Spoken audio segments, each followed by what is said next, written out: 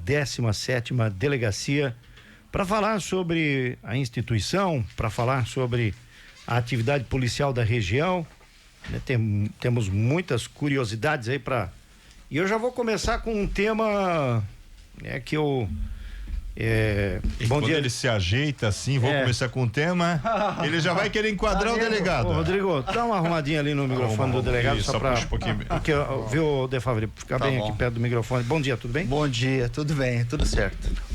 Ô De Favre, eu ouvi, eu vou deixar minha fonte de jornalista, a gente tem que preservar. Certo, vamos lá. Mas eu estava conversando com duas pessoas da área da segurança pública aqui de Brusque, certo. Aqui da região, na verdade.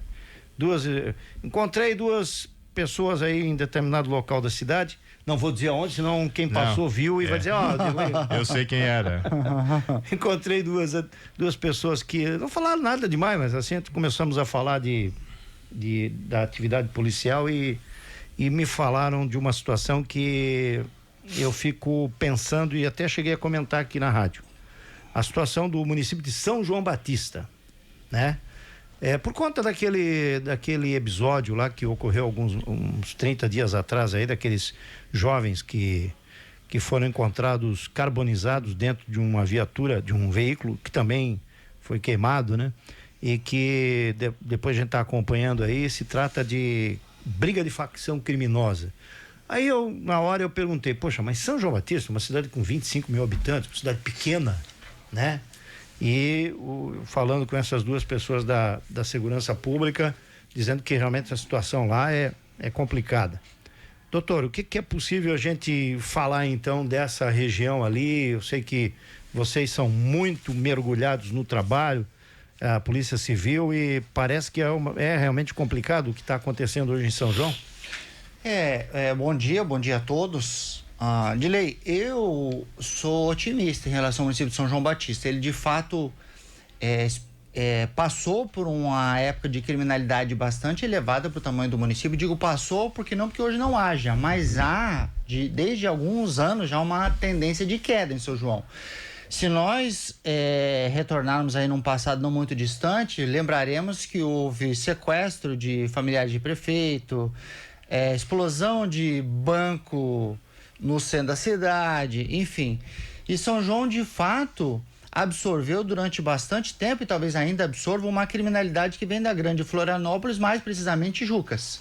Então, Tijucas, Canelinha, que não fazem parte da 17ª região, mas sim lá da regional de Balneário Camboriú, são locais, obviamente, com problemas de facções, né? A facção hoje é uma realidade nacional, mas você tem alguns pontos que são mais críticos, e Tijucas é um deles, sem sombra de dúvida, isso é público e notório, né? E naturalmente acaba tendo uma comunicação geográfica ali desses municípios não só com São João, mas com Nova Trento. Isso de uns anos para cá já nos chamou a nossa atenção, tanto aqui quanto da polícia de Balneário Camboriú, que responde por essa grande Florianópolis, que é um local complicadíssimo. E desde lá há assim algumas medidas que vêm sendo tomadas a título de exemplo, instauração de inquérito específico para apurar faccionados. Então não se espera ocorrer um homicídio, né? Se instaura um inquérito para analisar eventuais faccionados residindo no município. E São João, então, passou por esse período, ou vem passando, mas há uma tendência de alguns anos de queda da taxa de homicídio, né? São João, nos últimos anos, experimentou queda na criminalidade violenta, nos roubos, que houve um problema grave de roubo em comércio em anos retrasados. Isso caiu, os homicídios caíram, aí evidentemente, numa situação como essa, você empurra a taxa lá para o alto, porque num fato você vai tipificar várias mortes. E isso é evidente que é grave. Mas, de todo modo, São João, da nossa região aqui, sem dúvida, é um município que desperta mais atenção, comparado com Brusque, Guabiruba, São João, Nova Trento e Major, que são as 6 regionais aqui da 17ª DRP. Sem dúvida, São João é aquela que tem que ter mais cuidado e atenção das autoridades, minha e dos policiais, obviamente. Houve uma perda de efetivo lá bem considerável, porque São João sofre com um problema que Brusque já sofreu e hoje não mais ocorre, ou ocorre em menor quantidade, que é uma comarca de transição para Florianópolis. Então o policial vem do oeste e se abre uma vaga de São João, ainda que ele não queira, ele vai. porque ele está muito próximo da capital e o segundo momento ele vai pedir para ir embora para Floripa. E aí você tem uma grande dificuldade de segurar esse efetivo, porque Florianópolis atrai com mais força, né, esse deslocamento de policiais. Então são várias questões complexas. Agora, em relação a esse inquérito especificamente mencionado, ele está assim caminhando muito bem e de forma bastante adiantada. É o que eu posso dizer no momento. E digo, sou otimista com São João Batista, primeiro, porque houve de fato uma queda na criminalidade, ainda que a população não sinta isso, né, tão claramente. E segundo, porque houve uma renovação bem considerável de policiais, né? Temos um delegado novo lá muito atuante, que é da região, é da Grande Florianópolis, então conhece ali muito bem. Chegou aí faz 2 meses e meio, doutor Cristiano. Trabalhou muitos anos no Detran, trabalhou em Floripa, trabalhou em toda a região ali, conhece bem. Temos policiais novos, ativos. Houve um retorno de um policial agora no Via Cetíssimo, um policial aposentado. Então houve um acréscimo de efetivo, entre aspas, né? Ali para a região, que é outro calcanhar de Aquiles, a pouca quantidade de gente. Então, assim, se olhar a situação como um todo numa radiografia um pouco maior, de fato, é uma região que inspira cuidado, uma região que sofre de criminalidade, que são deslocadas para outros locais, uma região com muito emprego, então, consequentemente, atrai muitas pessoas de vários locais do estado da federação e gera uma rotatividade no município. Então, tudo isso faz com que São João, de fato, desperte cuidado, mas, como eu digo, no cômputo geral, eu sou otimista em relação ao homicídio, seja porque estamos recebendo policiais novos, apesar de uma região ter perdido efetivo, mas delegados novos, agentes novos, escrivão novo. Há um escrivão lá que trabalhou muitos anos na Delegacia de Homicídio de Florianópolis e hoje está em São João Batista. De modo que o que cabe à nossa parte, evidentemente, após o crime ter ocorrido, resolver, né? O crime não pode ficar em aberto. Então nós tivemos num passado já um pouco mais distante homicídios em aberto na região. Isso de fato é um problema porque gera uma sensação de impunidade. E hoje eu vejo que essa tendência é de diminuição. Quem está matando está sendo identificado e quem está sendo identificado está sendo preso, tal qual já fazemos em Brusque há alguns anos. E acho que esse é o caminho para reduzir a punição. E para terminar, Florianópolis tomou um passo muito importante, na minha opinião, basicamente o Tribunal de Justiça, que criou recentemente, isso vai absorver toda a nossa região aqui, uma vara especializada para combate à organização criminosa. Então teremos um colegiado de juiz de primeiro grau, promotor de primeiro grau, e aí inquéritos policiais específicos para isso, sendo direcionados para essa vara e não mais para a clínica geral, que é a vara criminal. Eu acredito que isso, no geral, aumenta a especialização desse combate e vai reduzir o crime em toda Santa Catarina, e a nossa região de São João Batista, em especial, merece essa atenção. Eu me lembro quando você veio aqui, delegado, você tocou num assunto que a polícia de Santa Catarina, a Polícia Civil de Santa Catarina, está começando a tratar o crime organizado de maneira diferente, indo na parte econômica. Você lembra que você disse isso, que havia essa ideia de buscar o setor, atingir os faccionados no setor econômico, onde eles estavam fazendo a lavagem de dinheiro, né? Isso está evoluindo mais aí para... Tá sim, Dilei. Eu diria que essa grande questão passa pelo aumento de efetivo, né? Sem aumento de efetivo é difícil você deslocar um policial que já faz muitas tarefas para fazer uma a mais. Tem que estudar também, sim, né? A lavagem de dinheiro precisa de estudo, precisa de dado financeiro. É investigação, né? É uma investigação refinada que demanda capacitação. Então, sem gente a mais, é muito difícil. Mas há, sim, de fato, uma evolução, principalmente nos locais mais estruturados. Aqui eu diria, na nossa região especificamente, a DIC de Brusque vem fazendo isso, inclusive esse ano, né? Houve apresentação de carros de luxo, alguns carros de luxo apreendidos, carros caríssimos, que estão aí à disposição do Poder Judiciário, e o que tudo indica, essas pessoas vão perder esses veículos. Inclusive um deles eu fiz o pedido para que ele seja convertido para a Polícia Civil, para desfile, 7 de setembro, enfim.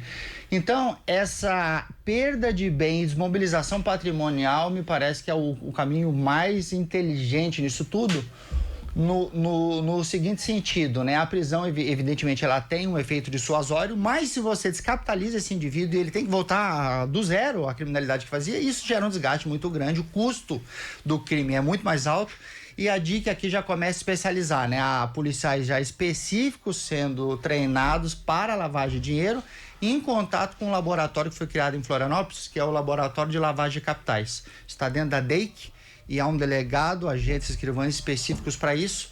Então nós estamos aumentando o nosso link de contato e essa é a realidade de Brusque. Em São João Batista ainda não, né? As DPMUs, o Abril Botuverá ainda não, por falta de efetivo, mas me parece ser um caminho que inicia-se naturalmente nas DICs, pela estrutura, pela quantidade mais refinada que são os inquéritos mais graves. E, num segundo momento, espero eu que isso se expanda para todas as delegacias de polícia e passe a realidade de pelo menos um policial de cada unidade está muito bem capacitado para combater a lavagem de dinheiro, né? E outro indicador que a gente tem feito nos últimos anos é a quantidade de bens apreendidos. Então, quando chega no final do ano, 2024, quanto foi apreendido pela DIC de Brusque, né? Vamos comparar com 2023 e com 2025. Esses dados eles têm que subir, não podem aumentar, não pode reduzir, de modo que passa a ser um indicador a mais a quantidade de dinheiro, bem, recurso, residência, né, patrimonial, bem imóvel, que é apreendido pelas unidades, é uma realidade que não tem mais volta, penso eu, no caminho que já vem fazendo a Polícia Federal há algum tempo, né? Falar em realidade, doutor Fernando, primeiramente, bom dia, né? O senhor colocou aí sobre essa unidade criada pelo Tribunal de Justiça. Quando você cria um setor específico, é porque a demanda é grande, né? As facções estão presentes realmente ao ponto de se ter um setor específico para poder cuidar desse tipo de crime? Sem dúvida, sem dúvida. Eu creio que não só elas estão presentes, como é importante, a ideia do Tribunal de Justiça foi muito inteligente nesse sentido, de retirar esse combate da clínica geral, né? Então, se você tem uma vara criminal, eu não sei hoje quantos processos tem aqui na vara criminal de Brusque, né? Lá com o doutor Edemar, mas eu imagino que sejam 1.000, 1.500, 2.000.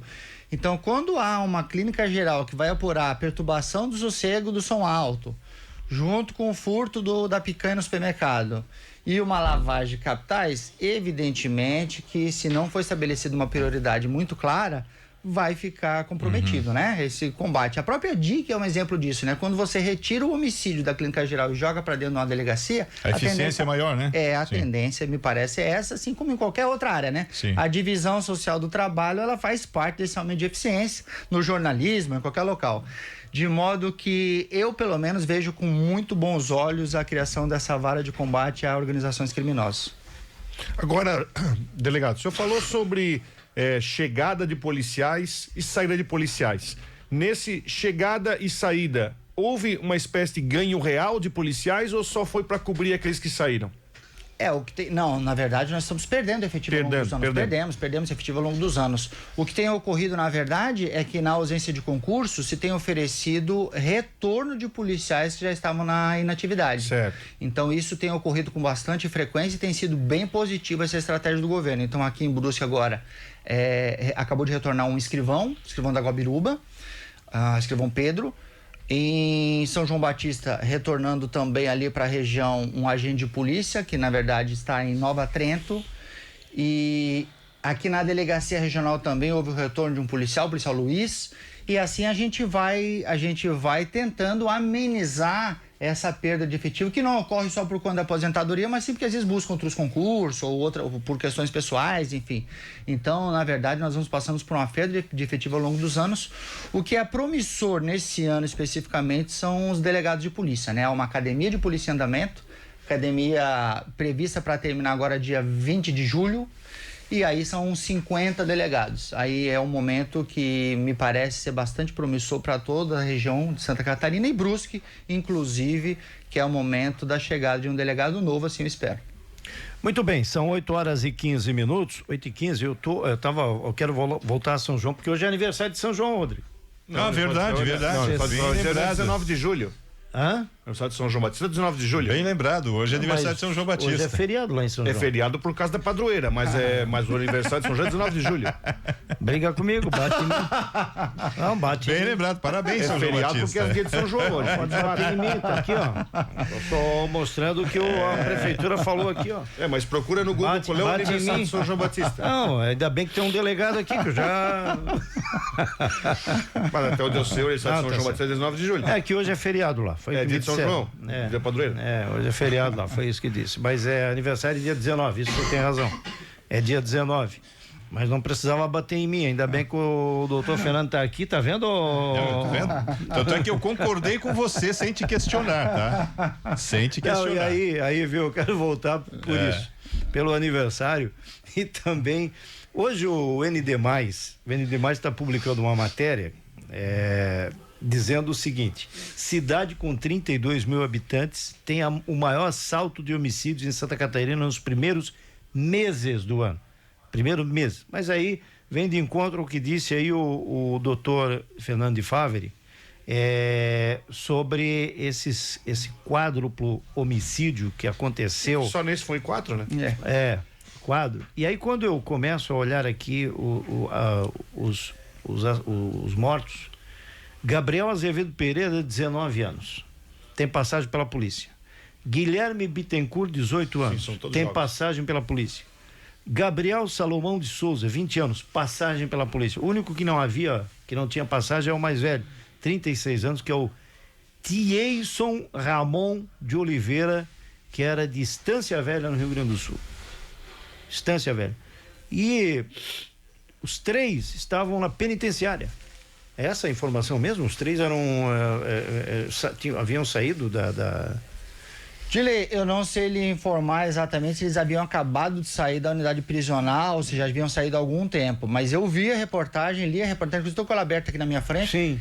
E de fato havia a maioria deles com passagem criminal e jovens, homens, como é a regra aí do homicídio no Brasil, né? Homens, jovens, sexo masculino, aí até 30 anos, eu costumo brincar com os alunos, se não matar ou não morrer até os 30, depois não acontece mais estatisticamente no país.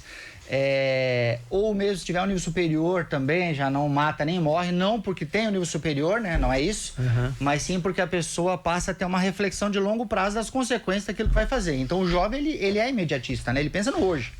Ele dificilmente vai pensar no que vai fazer há 30 anos.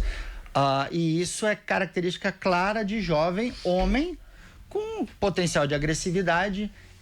O perfil, infelizmente, do homicídio. Eu diria que até no mundo, mas no Brasil com certeza, mulher mata pouco e ultimamente tem morrido muito, né, com feminicídio, mas mata muito pouco. Esse é o perfil do jovem brasileiro envolvido em homicídio, baixa escolaridade, sexo masculino abaixo de 30 anos. E aí, com relação a essa estatística, de fato, não é querer, obviamente, justificar, né? Tem que, o município de São João, ele merece uma atenção, isso não tem a menor dúvida, nós já estamos tendo com relação a isso. O meu contato é direto com o delegado novo que chegou lá.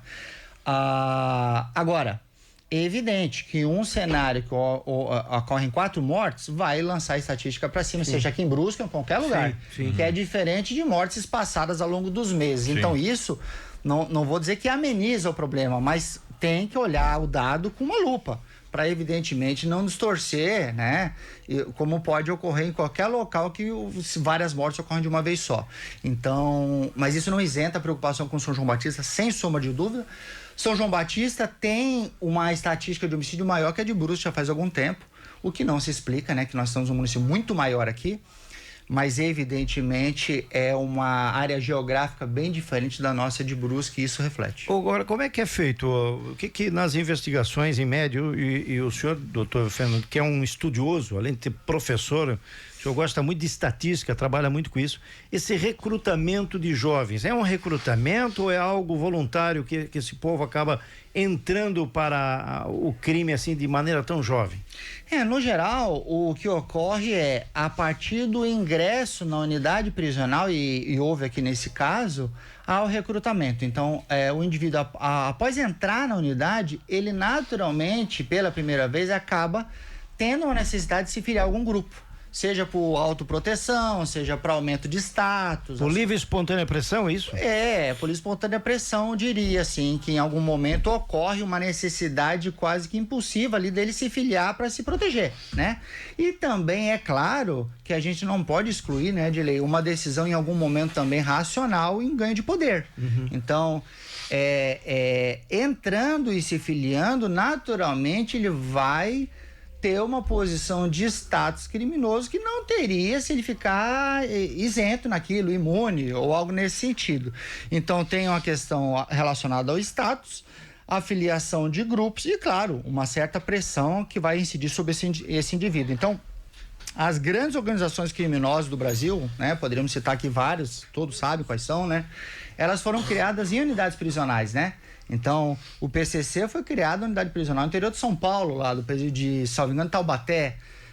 O Rio de Janeiro, Comando Vermelho, é a mesma coisa. Então, dentro dessas unidades é onde isso proliferou ao longo do tempo. E, curiosamente, os presídios federais, que são muito rigorosos, mas eles têm uma característica de trazer presos de todo o Brasil. E aí você acabou colocando em contato esse indivíduo que estava lá no Rio Grande do Sul, com o outro do Amazonas, com o do Rio de Janeiro, numa unidade prisional federal.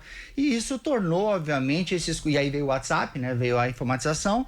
Isso se tornou uma ligação nacional e, naturalmente, as rivalidades daí surgem, a conquista de território, conquista de espaço, e aí faz com que essa taxa de homicídio acabe aumentando em muitos locais, ela exploda por desafio de espaço por faccionado. É natural, o Rio de Janeiro já sofre com isso há muitos anos, a Bahia agora está passando por isso, Salvador. Desde um gestual que o indivíduo faz numa foto identificado com uma outra facção, perceba o nível que nós estamos chegando. Então há uma decisão racional de aumento de status desse indivíduo no grupo em que ele se encontra, mas também há, obviamente, um meio favorecendo a isso para que ele caminhe à afiliação a algum dessas denominações. Então, esse é o grande dilema do Brasil, sem sombra de dúvida. Não há a menor discussão do ponto de vista da segurança pública que o dilema atual é esse. Para o Brasil. O delegado, como você mesmo disse, gosta muito de estatísticas, de dados, né, de análise. Nós já discutimos muito isso aqui, a gente percebeu. O índice de resolutividade de crimes da nossa polícia aqui de Brusque dispensa comentários, né? Isso, enfim, a gente já acompanha isso já de muito tempo. Mas a gente tem observado, delegado, e aí é uma questão de análise mesmo, de social, muitos crimes com arma branca. Tivemos alguns homicídios, alguns feminicídio principalmente, com arma branca aqui, né? E aí a curiosidade, né? Do ponto de vista do policial, o que tem levado a esse tipo de cometimento de crime, na sua avaliação como policial? A incidência grande, claro, a resolução, isso tem acontecido de maneira até rápida, mas a gente tem percebido isso. O que dá para se fazer, que leitura que dá para se fazer do ponto de vista policial desse tipo de crime? Olha, Valdomiro, uma excelente pergunta e uma pergunta difícil. É uma pergunta difícil. É a razão pela qual a arma branca é muito utilizada. Assim, pode ser que eu cometa um erro estatístico aqui, mas acredito que nos últimos anos o nosso município, como regra, o homicídio vem ocorrendo dessa forma. Dessa forma. Nós não tivemos, que eu me lembro, um ano com alta taxa de mortes, todas com armas de fogo. Apesar de ser uma população muito armada que gosta de atirar, enfim, né? Por aí a gente já consegue traçar uma discussão bem interessante. Então, assim, agora o porquê a faca? Talvez um indivíduo que não tem uma arma de fogo ou tem dificuldade de adquirir, né? Possivelmente é aquilo que ele tem mais fácil, principalmente em violência doméstica, mais à mão, com mais facilidade. Agora, é difícil de responder de forma muito segura o porquê desse instrumento e não daquele. É uma pergunta bem interessante do ponto de vista de criminologia e que merecia um estudo, né, com os autores do porquê que foi usado aquele instrumento naquele caso específico. No geral, nós temos uma população bastante armada, né? Santa Catarina, no geral, é assim, tal qual os estados do Sul, Uruguai também, mas com baixa taxa de homicídio. Isso é interessante, né? A relação de registro de armas legalizadas não leva ao aumento da taxa de homicídio, ao menos na nossa realidade. Então, você tem, obviamente, algum caso ou outro de arma ilegal, né? Arma comprada no mercado ilegal, enfim, ou trazido do Paraguai, já aconteceu. Mas a utilização de arma branca, de fato, ela dá a tônica da nossa criminalidade violenta, da nossa violência doméstica.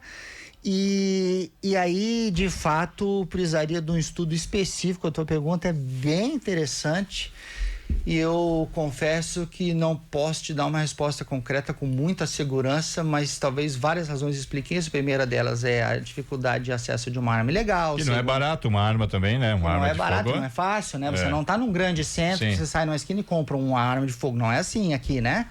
Vai ter que sair de Brusque, possivelmente.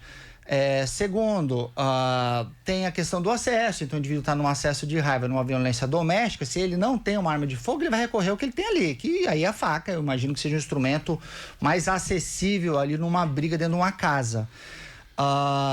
E talvez um perfil aqui do nossa criminalidade não seja esse perfil de confronto armado. Veja que nós temos pouquíssimos casos de arma longa, né? Quando foi a última vez que se apreendeu um fuzil aqui na região na mão do bandido? Se apreendeu um fuzil em data recente, eu não me recordo. Então, perceba, é todo um perfil que traz para uma criminalidade um pouco diferente de grandes centros urbanos. Agora, uma resposta exata precisaria de um estudo e a pergunta é excelente. É interessante porque eu imagino, e aí fazendo uma análise, que os crimes que acontecem com o uso de arma branca, geralmente me parece, na base do impulso, do ato, de um momento de fúria, o sujeito, por alguma razão, não sei, talvez o cara até tenha uma arma de fogo lá, um revólver, alguma coisa, e a faca está mais próxima, né? Mas geralmente a gente observa que esse tipo de crime acaba sendo cometido nesse momento, aquele momento de explosão. Quando você tem um homicídio com arma de fogo, geralmente se traz a ideia pra gente que está de fora de que já é um crime premeditado, né?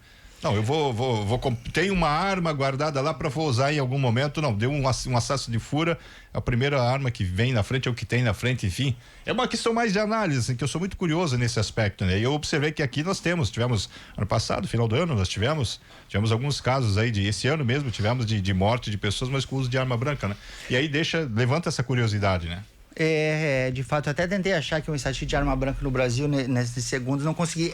Veja, e não é só isso, tá? Se eu te disser, e essa estatística eu tenho, que a grande quantidade de roubos, nós temos poucos roubos em Brusque, mas os roubos que nós temos, eles se concentram na via pública. Roubo a transeunte, né? Sim. O roubo em comércio e em residência, ele é muito baixo no nosso município e com altíssima taxa de resolução. Então, quem entra na casa de uma terceira pessoa para roubar, ele é preso rapidamente. Agora, qual é o crime mais complicado nesse aspecto? É o roubo das pessoas que estão caminhando à noite. Tal. Então, esse roubo a transeunte, ele é a estatística mais alta que nós temos de criminalidade violenta na rua. E, por sua vez, o roubo a transeunte, ele é cometido com que arma? Isso eu posso assegurar, porque é fruto de estudo. É com faca. Com faca? Com faca, As pessoas dificilmente pegam o celular de outro numa madrugada com uma arma de fogo apontada. Então, normalmente, esses crimes são cometidos às escondidas, em locais, assim, com pouca movimentação de gente, contra mulheres, objetivando apreender o aparelho celular. E o autor, em regra, homem, portando uma faca. Então, veja que coincide com o que tu estás dizendo em relação ao homicídio com pouca arma de fogo. Isso, evidentemente, tem um lado que cabe um estudo, tem que ser analisado, e por outro, eu acredito que há uma perspectiva, assim, otimista nesse ponto, né? É evidente que tudo isso é grave, mas se você está portando um fuzil e faz um roubo, é bem diferente de estar com uma arma, com uma faca de cozinha. Não é menos grave para a vítima, evidentemente, mas para nós, quando olhamos como um todo, ainda é assim um tanto melhor ou menos pior, digamos, sob essa forma. Aí, claro, pode ser um crime de curto-circuito, que é o que se chama na teoria, ou seja, aquele crime de momento. Pode ser, mas me parece que merecia um estudo um pouco mais aprofundado para se chegar numa conclusão mais clara. Delegado, qual é a sua opinião qual é a tua visão sobre a questão do tráfico de drogas, o cenário do tráfico de drogas aqui na nossa região? Isso é frequente? Polícia Militar e Polícia Civil fazem operações, tráfico de drogas, tem bairros aqui na cidade que tem menos pontos de tráfico de drogas. Também tem a questão daquele traficante que vocês até, um militar e civil prendem, depois ele volta e é preso 3, 4, 5 vezes traficando. Qual é a tua opinião sobre o cenário atual da questão do tráfico de drogas na cidade? Melhorou, piorou? O que você pode dizer sobre isso? Enquanto houver consumo, vai ter tráfico, né? E o tráfico de drogas hoje é uma realidade nacional, de qualquer município hoje não escapa mais. Antigamente se falava em cidades grandes e médias, hoje, né, em qualquer município hoje vai ter venda de drogas, e nosso aqui todos eles têm, Botuverá, Guabiruba, Nova Trento e Major Gersino, por exemplo, passando por São João Batista. Então, essa é uma realidade nacional, porque tem consumo, tem mercado consumidor, vai ter quem venda no mercado ilícito. Aí se você perguntar assim, mas isso melhorou ou isso piorou? É um problema de saúde pública, mas também de segurança pública. E eu vejo que a questão da punição, ela vem piorando, assim, na medida em que, piorando no sentido de ser mais problemático para a segurança pública. Na medida em que se vieram uma série de instrumentos que fizeram com que esse sentimento de punição diminuísse. Então, por exemplo, audiência de custódia, prende o indivíduo hoje, sai amanhã. Dificilmente você deixa um traficante preso mais de 24 horas. E isso é um pouco estranho, né? Dá uma sensação de impunidade, principalmente para o policial que faz a prisão hoje e amanhã vê o indivíduo de volta no mesmo bairro fazendo a mesma coisa. É um pouco desestimulante, eu diria, e essa audiência de custódia é uma realidade nacional, não é só de Santa Catarina, né? Que veio por determinação do Conselho Nacional de Justiça, CNJ. E aí você, além dessa sensação de impunidade, você tem também um aumento, acredito eu, no mercado consumidor. Então, se as pessoas não pararem de procurar, não reduzirem o uso, como foi com cigarro, né? Que todo mundo usava isso, hoje a coisa ficou mais difícil achar alguém fumando. Então, assim como o álcool e o trânsito, se não passar por essa conscientização de quem está usando, é muito difícil você regular esse tipo de situação onde há mercado consumidor. E o que pode ser feito, então, além da crítica, né, e da lamentação? É um investimento em lavagem de capitais. Eu não vejo algo que seja fora disso. Enquanto ficar aprendendo o traficante da esquina ali, um chinelão, né, que em 24 horas está de volta no audiência de custódia, ele capta essa maconha, por exemplo, vem do Paraguai. Todo mundo sabe disso, né, que é a maconha brasileira do Paraguai. A cocaína vem da Bolívia. Então, se nós não traçarmos essas rotas para aprender, não digo a fronteira, que é quilométrica, é muito difícil, tem tudo isso, mas ele está vinculado a uma facção. Ninguém vende droga hoje porque eu acordei, eu quero ganhar dinheiro, vou vender droga. Não, ele está vinculado a uma facção criminosa, X ou Y, que por sua vez está vinculado a uma sintonia, a um comando de controle, e essas pessoas têm que ser identificadas e presas, as pessoas têm que ser descapitalizadas, e aí talvez seja muito mais relevante do que aprender o rapaz da esquina. Que há também um efeito colateral que não pode ser desconsiderado ao longo dos anos no combate ao tráfico de drogas, e é relevante, que é cada prisão que é feita de um indivíduo, você está colocando na mão do faccionado uma pessoa a mais, né? Então, nós estamos fazendo recursos humanos para a facção criminosa. Quando entra na unidade prisional, ele vai se filiar em alguma dessas denominações. Então, o problema ele é complexo e é muito fácil, né, trazer soluções assim mirabolantes, mas o fato é que descapitalizar esse indivíduo com uma punição grave e, evidentemente, tentar fazer com que a juventude consuma isso, se não vai parar, mas pelo menos reduza o consumo desse tipo de droga. E o álcool, eu sou bastante otimista. Vi estatísticas que a juventude consumindo muito menos álcool, né? Muito menos. Eu não sabia disso. Foi uma estatística que me passou esses dias. Assim, o jovem de hoje bebe e dirige muito menos do que o jovem do nosso tempo. Também nós não tínhamos Uber e tudo isso, né? E o cigarro praticamente está extinto, né? Da face da terra. É difícil você pegar alguém fumando aí na rua. Então, talvez um movimento parecido com relação a essas outras drogas, para reduzir esse consumo e, naturalmente, você vai reduzir a venda. Doutor Fernando, situação da 17ª Regional aí, de transferência de todos os serviços ali para o Rivermal. A última vez que o senhor esteve aqui, esse processo está em andamento. Existe um momento em que tudo sairá dali, e o que vai ser daquela edificação, doutor? Boa, Dilei. Olha, é um grande desafio aí para os próximos meses. O Detran vai sair. O Detran já saiu da estrutura jurídica da Polícia Civil, né? Então, juridicamente, ele já está desvinculado. Agora, ele vai sair do ponto de vista prático, né? Ou seja, a estrutura. O que falta sair hoje é a carteira de habilitação que está no térreo ali da Delegacia Regional, na Pedro Verne. E isso deve ocorrer nos próximos 2 meses. O contrato já está pronto, então ele vai ser publicado em Diário Oficial. Da publicação no Diário Oficial desse contrato, que já está em vias de selo, o Rivermall tem 60 dias para apresentar todas as reformas e entregar a obra. Ele já tem um espaço onde é que vai ser a carteira de habilitação, o setor de veículos já está lá, né? Já.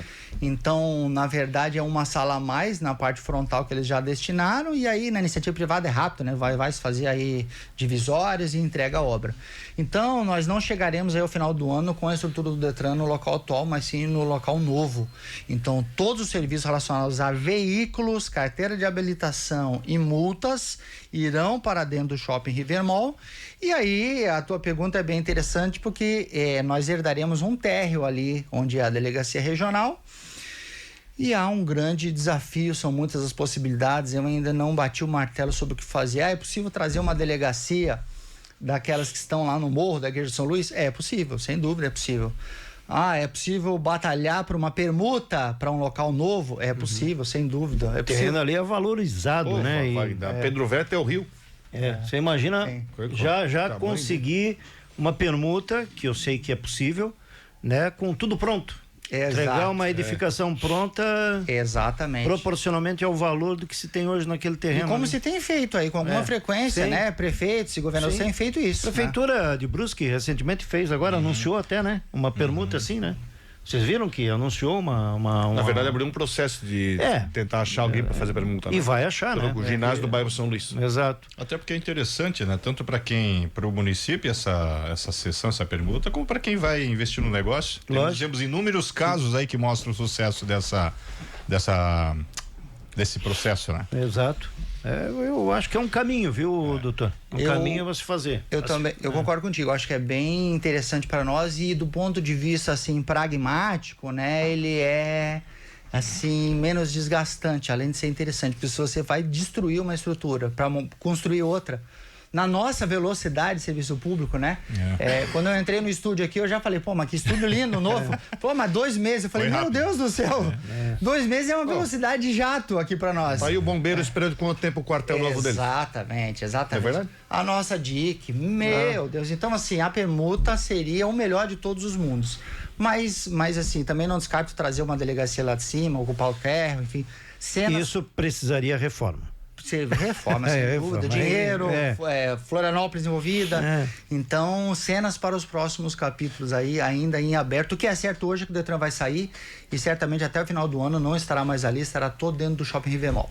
Você deu um exemplo, claro, bem mais prático que a gente tem dessa parceria público-privada, vamos dizer assim, é o INSS. Olha o prédio ali, a estrutura que foi feita ali, aquilo ali mudou totalmente o cenário, o empresário investiu ali. Era o prédio mais feio de Brusque. Exatamente. Era o prédio mais feio de Brusque. Sem sombra de dúvidas. Tava com aquelas estruturas de madeira, aquela coisa feia. E olha a coisa bonita que tá lá agora. É verdade. É isso aí, eu defendo também isso, que de repente se faça uma parceria, uma permuta, é possível, é legal, né? Legal de ser legal mesmo e legal da legalidade, né? Porque é o caminho. E aquele terreno ali vale muito, como disse o Rodrigo, da Pedro Werner até a Beira Rio.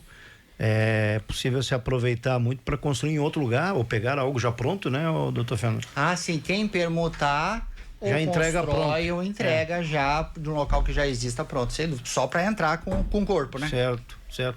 A DPCAM, por exemplo, já é uma delegacia que está precisando de um local mais acessível, né? Precisaria porque ela é uma delegacia que vem se estruturando, ela vem crescendo, né? Agora ela tem todo o nosso foco de atenção, o que antes estava focado para a DIC, hoje está na DPCAM. Então, em breve inauguraremos aí a Sala Lilás, já está praticamente pronta.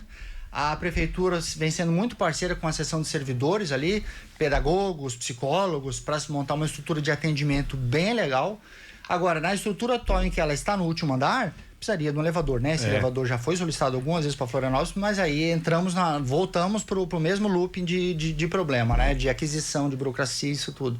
Então, se não vem um elevador, teremos que achar uma outra solução. A DPCAM, sem dúvida, é um dos locais. Mas assim, como gestor, nós temos que olhar o todo.